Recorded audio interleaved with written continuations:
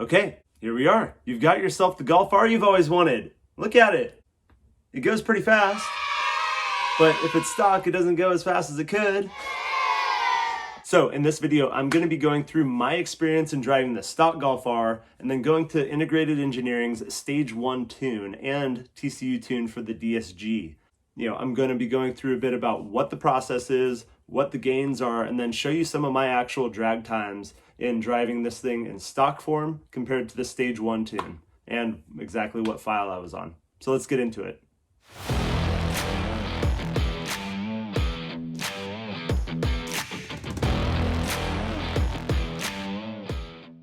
Best bang for your buck is getting a tune. What was it like to drive a stock Golf R? I had never experienced that until recently when I took the car back to stock. If you're like me, and when you first bought your Golf R, it already had a tune on it. It wasn't the Integrated Engineering tune, but I was all the way up to Stage 2 with some other varying bits, and going all the way back to stock, like the car just felt numb. I hated it. It was the worst. And so I couldn't wait to get a tune on it, and I can't wait to do some more stuff to it. So ultimately, my experience in going from stock to Stage 1 is that it was the wake-up call that the car needed. Going from a relatively fast car to a car that actually responds pretty quick just with software is pretty incredible. All right, so when you order your tune, you get this little nice case that comes with a cable, a little card in there that gives you a web address to go to, and then you also get your little Integrated Engineering dongle that plugs into the OBD2 port. When you go to the website that's listed in here, download the software. It also basically walks you through everything step by step. So it's super easy to do at home on your own. One word of warning though is that when you're doing this process, you are going to want a battery maintainer. Integrated Engineering mentions that through their software. What can happen is that while you are doing this process, if you decide not to plug your battery in, you can kill your battery. And if your battery dies in the middle of the process, you can do what is called bricking your ECU. Not breaking, I guess it's broken, but bricking. Basically, it will not work anymore. So I went to the local auto parts store and just got myself a battery maintainer charger.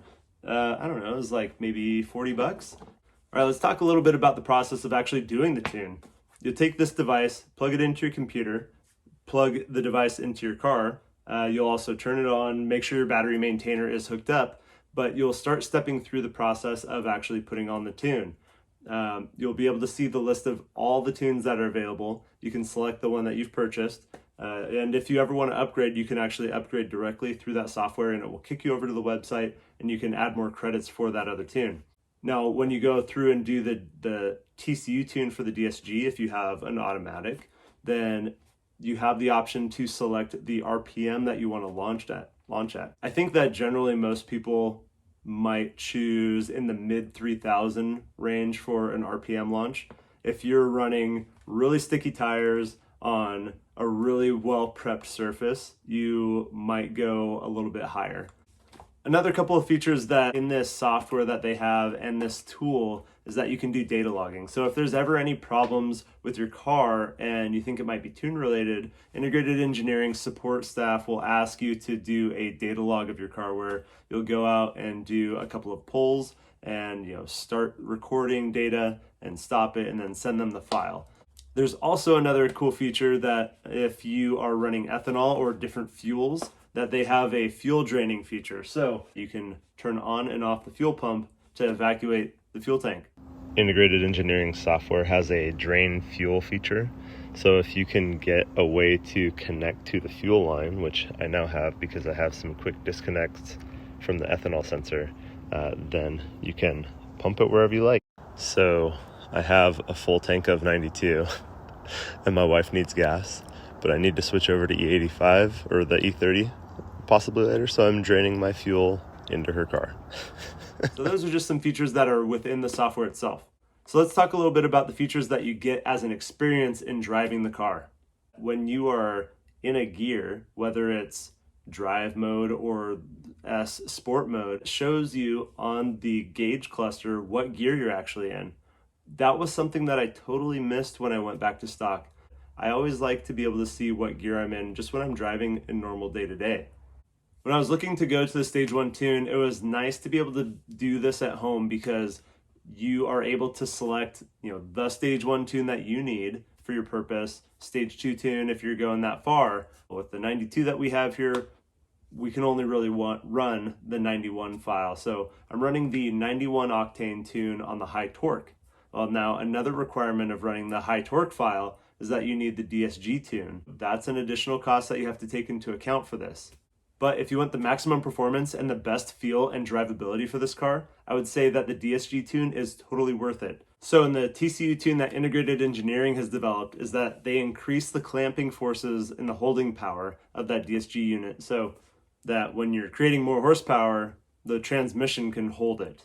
So I think right now is a good point to talk about the gains that you're going to get and look at the drag times that I had from going from stock to Stage 1.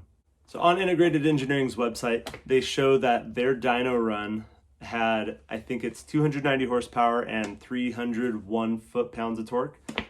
Going to the Stage 1 tune on the 91 file, high torque like I have, you gain 69 horsepower and 76 foot-pounds of torque, if I'm remembering correctly.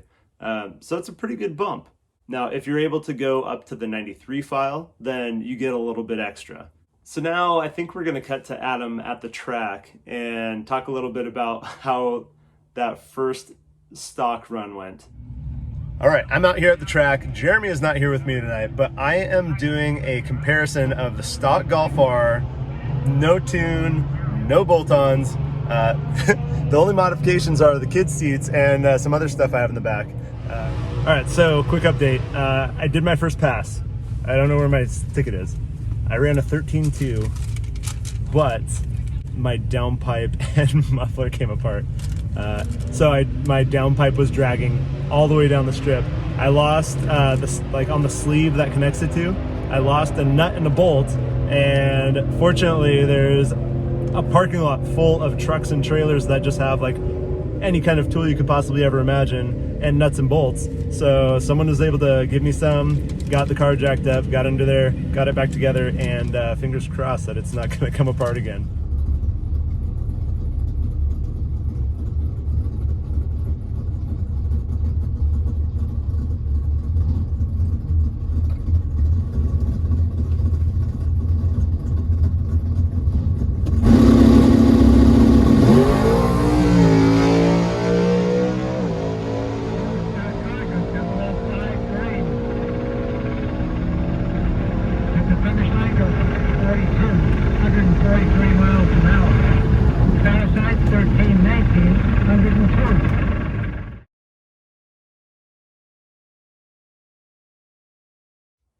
So I decided that that was the point where I had two consistent runs with the same time. It was a good idea to go ahead and change over to the Stage 1 tune.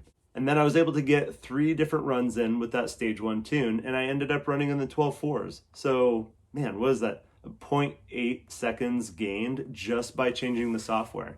That's on the ECU and the TCU for this car. And, the temperatures were a little bit cooler, obviously, because several hours had changed from those first runs. But man, just the car, you can tell a difference when you run back to back like that. That was not something that I had experienced before, going from the stock car running full out, as best as it can down the drag strip, and then doing a tune and running it full out down the drag strip. You can really feel the difference in the power being put down.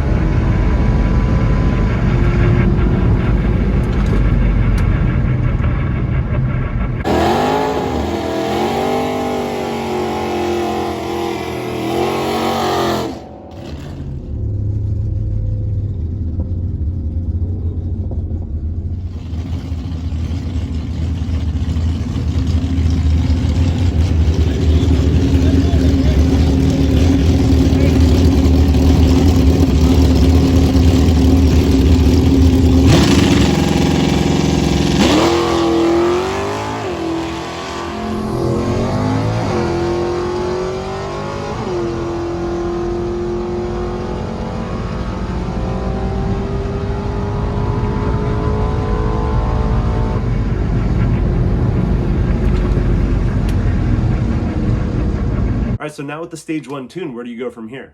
Well, you could go a couple different ways. You could just start doing all the bolt-ons, basically everything except for doing the downpipe upgrade. When you do the downpipe upgrade, that means you should change over to the stage 2 tune. If you want to stay stage 1, you can do the intake, intercooler, all of the airflow bits.